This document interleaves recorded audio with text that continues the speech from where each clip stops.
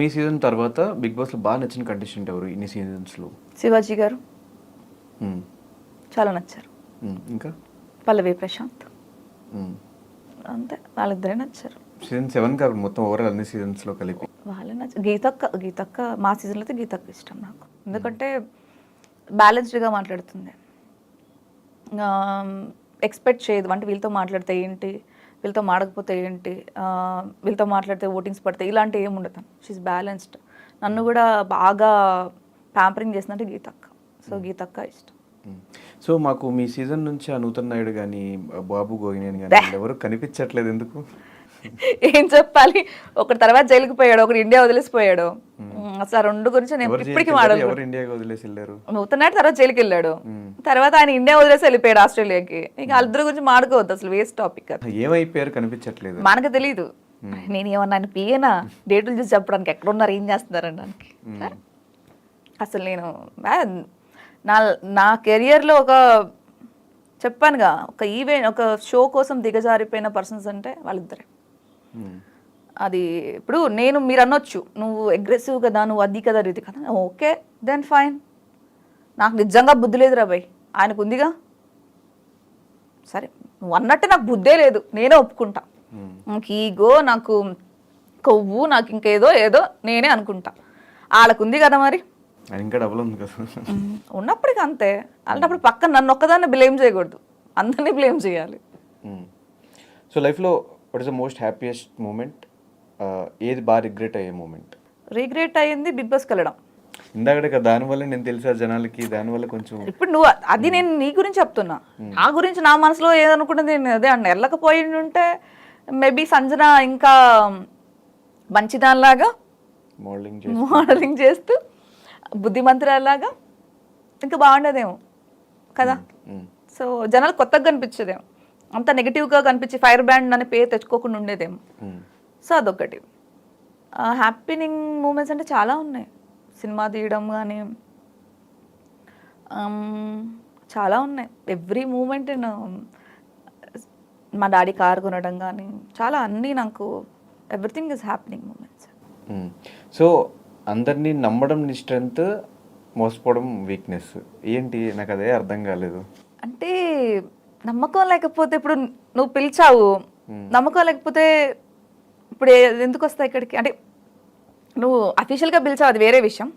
For example రేపు సంజు నాకు ఏదో సమ్ ప్రాబ్లం ఉంది, వస్తావా అంటే నువ్వు నాకు తెలుసు కదా, నా ఫ్రెండ్ కదా, రాకుండా ఉండను కదా.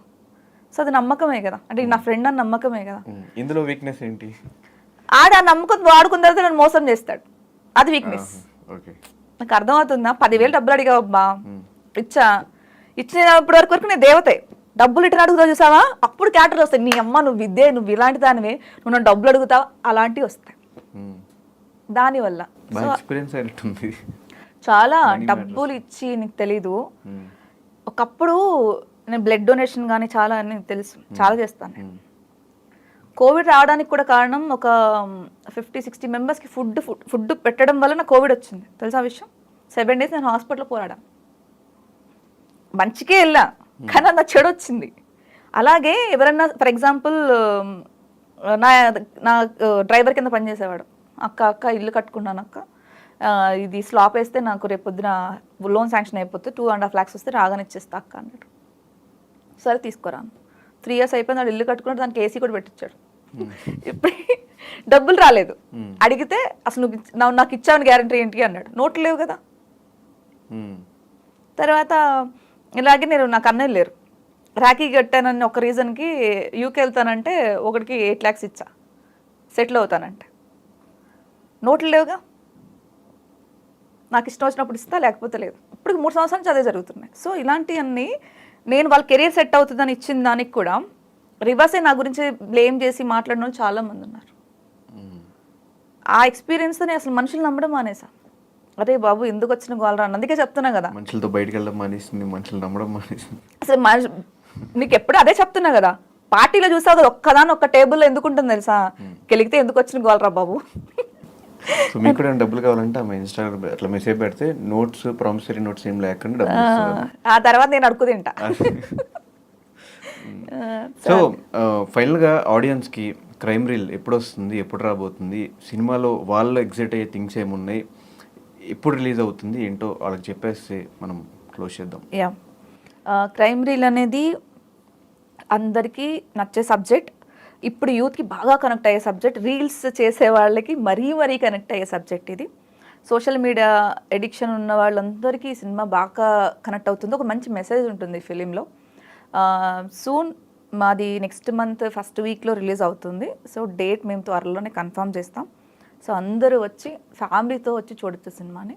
అంటే క్రైమ్ కదా, అది ఉంటుంది ఇది ఉంటుంది అంటే కొంచెం ఉంటుంది, బట్ కాకపోతే చూసేలానే ఉంటుంది. హ్యాపీగా వచ్చి చూడండి.